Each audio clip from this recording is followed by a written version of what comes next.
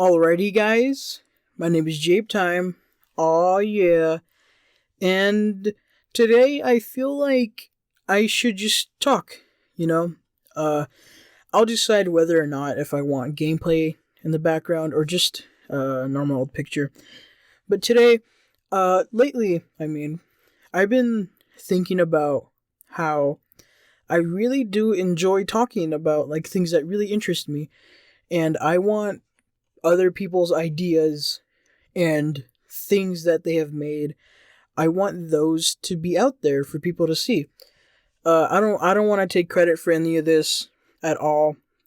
Um, the videos that I'm gonna be thinking of and talking about are brilliantly made. They're professional and they're just so good. And I really just the way that these made me feel, I feel like I have to explain because they're just so good. This is gonna be my first attempt at doing a sort of podcast, I guess you could say. Lately I've been playing Ghost of Tsushima. Well, not lately. I think the last time I posted was like a month ago. I'm kind of slacking again, but I think I'll get my head back in the game sooner or later. Alrighty, so today I'm going to be talking about video games, the things that I play. These games that have not different meanings. They have like a feeling to them when other elements are added. One of the bigger things I'm going to be talking about here is music. I feel like music really sets the mood for whatever you're doing in this video game or movie. For example, I had watched a video. I'll show up on the screen right now who had made it so I don't get wrecked or something. I saw this video about how Pixar/Disney really makes their movies pop and makes it feel 100% more emotion just with music alone, as well as the scenes too. Obviously the scenes have to be just as sad, but music really is just that other part that really adds to the atmosphere of the scene or cutscene you're watching in a video game or movie. A big example that this guy had put was the scene from Up. I believe his name is Mr. Fredrickson. He has a wife. Well, they start off as childhood friends, and then they eventually get together. They marry each other, and they do everything together, and it shows all these moments where they're hanging out and having a really good time. And the song in the background is a piano with some instruments added in the background. Now, the thing with the instruments and the piano is it sounds lovely. It sounds really nice. But there's a different meaning to these things, Throughout the scenes it shows them hanging out and having a lot of fun. And there's parts where things get a little bit more depressing. I think the first depressing thing that happens is the wife has a miscarriage. And at this point, the piano solo is just purely solo by itself. The instruments die down and the piano plays just completely by itself. And these moments that show the wife being alone just really has a different feeling when the piano is playing by itself. And when you think about it, it's as if this solo piano is really just a lot better with all these other instruments. It's solo by itself, it's magnificent, but with these instruments, it just makes it that much better. I feel like that has a big meaning to it. The wife they both had sort of been better people when they were together. Once they were together, they were able to make a better piece together, as in the music. So this part where she has a miscarriage is a solo with the piano, and then the instruments come back in because Mr. Fredrickson, comes in to support her in these times, in these emotional times, very emotional. And there's a point after that, they get back up on their feet, they got all this money, they do what they need to do. But then at the end, his wife starts dying pretty much. And what ends up happening is she's in her deathbed and Mr. Fredrickson is there. And these final moments are the moments where the instruments are still supporting the piano.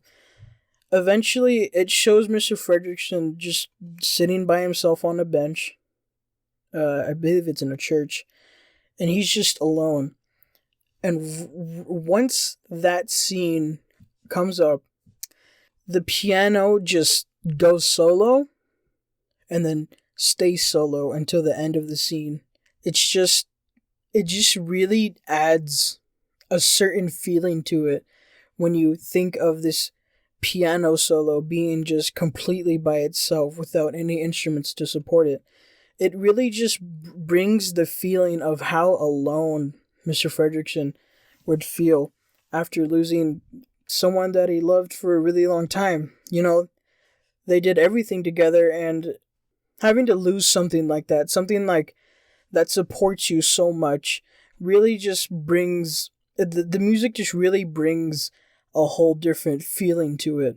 If those scenes were played with no music, then it may feel a little morbid, just a little bit.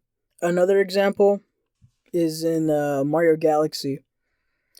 I had watched a video by Jacob Geller, and he had talked about like the loneliness, the hidden loneliness in Mario Galaxy, and how you're just in the middle of this humongous universe, just on this small planet, and when you just look out into the vast space, you just know that you're alone in this humongous area. And there's these parts in the game where there's observatories, and these observatories are sort of like hubs that are before your mission planets. The next planets you go to, this is where you are beforehand. This is your center where you travel to the planets to do your next objective. And there are multiple hubs / observatories. There's a kitchen with a fireplace. There's just a room with a bed. And then I believe there's a fountain. And all of these are just comforting. They're really comforting. They give you a breath of fresh air. They make you feel like, man, I needed a break from that, but now I'm just going to go back in. You always need breaks every now and then. An example that Jacob Geller brought up was the feeling is after a big birthday party, once it's over, that feeling of, wow, that was really fun. Why did it have to end? But sometimes that's the feeling that you need to have. You need to feel this sense of having a break. You need this breath of fresh air after having all this stuff. You need to take the time to think about what's going on and just really see how you yourself, how you feel as a person. How you're doing emotionally, really. You need to take a break every so often, no matter what. I think we all do. Even after a really nice party, afterwards you're sad, but you're also happy that you get to, just be by yourself and rest for a little bit. And these hubs just bring comfort, just like you would get comfort from coming back from a birthday party and just laying down in your room. So, a big part of these hubs is each of them have calming music. Every single one of them. It just, again, it adds an atmosphere, it adds another feeling to it. It makes you feel at home. It makes you feel like you can sit down and rest. It makes it feel like you have a break.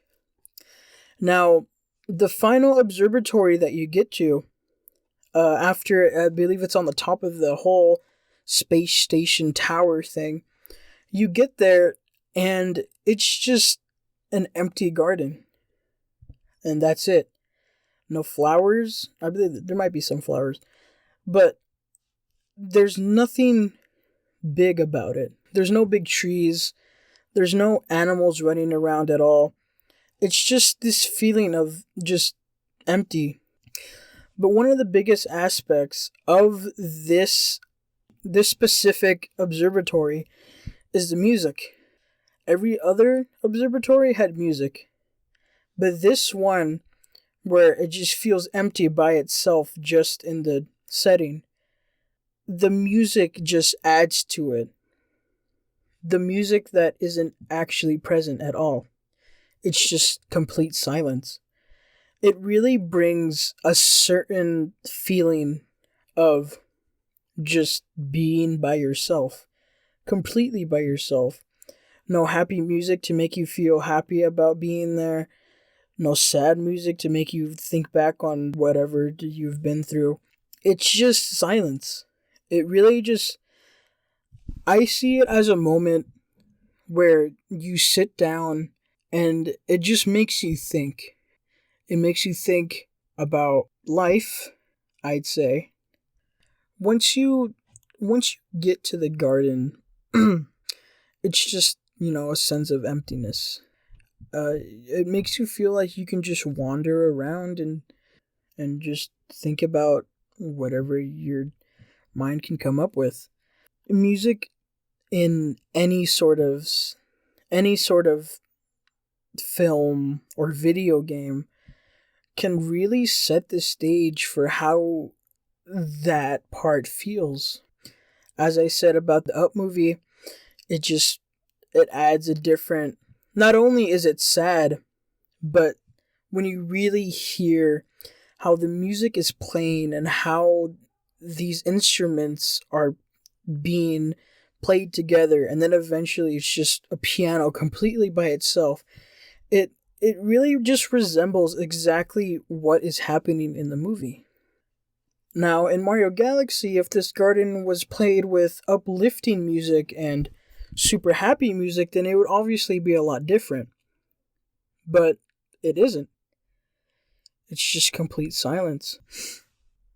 Those two videos, just by themselves, really make you think about how music is a really big part of how something feels when you're watching it. And that alone is just really interesting to me. I had talked about in my JabeTime Returns video that I had a talk with someone, one of my closest friends, and we had talked about just a couple of things, behavioral changes, how to better yourself to make you be more successful. And that talk alone really just changed a lot about my life. It really just... A simple talk like that changed a lot. And I feel like I needed that. I feel like it was needed. And it really just feels like it was supposed to happen. Like I was eventually going to learn about this. Because after that, it really just changed a lot of things about my life. And I'm getting a little off topic, but I guess that's the point of a podcast. Just going on about whatever. After that talk, a lot of things changed. And after realizing that music is a really big part in all of these scenes in movies and games, it really just makes you stop and listen and just really feel out how the game developers were trying to make you feel, or the filmmakers. You just realize that with the music, it just has a whole different emotion to it.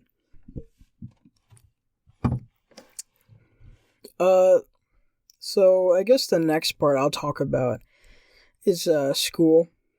My school had opened up again, and it's been crazy. It was a lot to take in, having to go back after being at home for so many months, but it didn't take too long to getting used to. We had already been doing distance learning at home, online learning, and at that point I feel like I was already sort of used to it. School has been great. One of my classes, we're actually going to be filming a short film or a movie, and I'm super excited about that because it gives me a chance to not only voice act, but just act in general. I've never really wanted to be an actor, per se. I never really wanted to be on a movie as myself, as a character. I've more wanted to focus on my voice. But even then, it's just really good practice, you know? It's still acting. It's still a form of acting. Well, technically, voice acting is a form of acting. So it's just practice for this, for what I want to do. I want to be able to make podcasts for people to listen to and just have a good time. Yeah.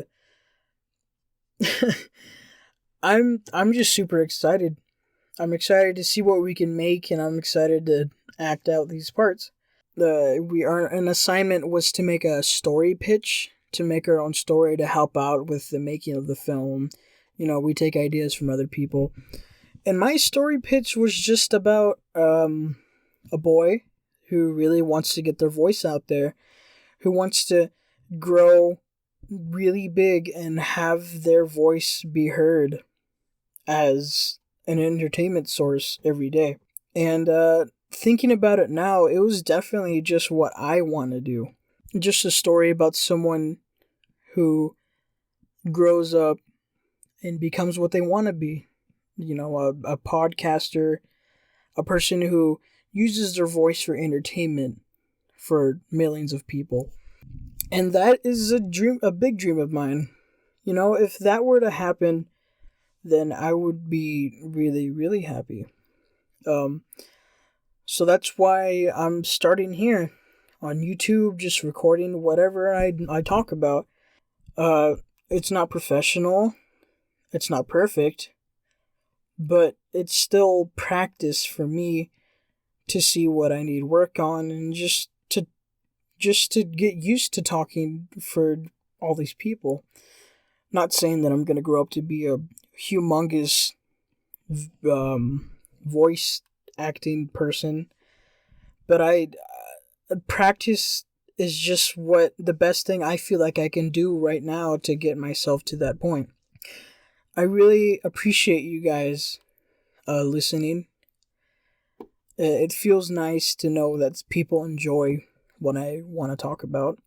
And I hope that I can make better things in the future.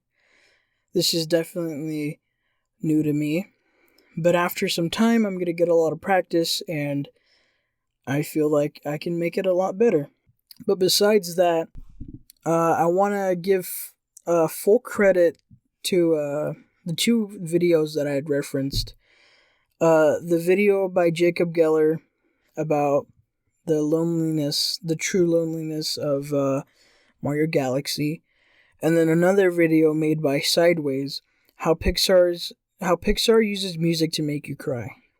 Those two videos really just made me think, and I really wanted to talk about it. And I feel like they went hand in hand, sort of. But that's the first episode, I guess, the first podcast.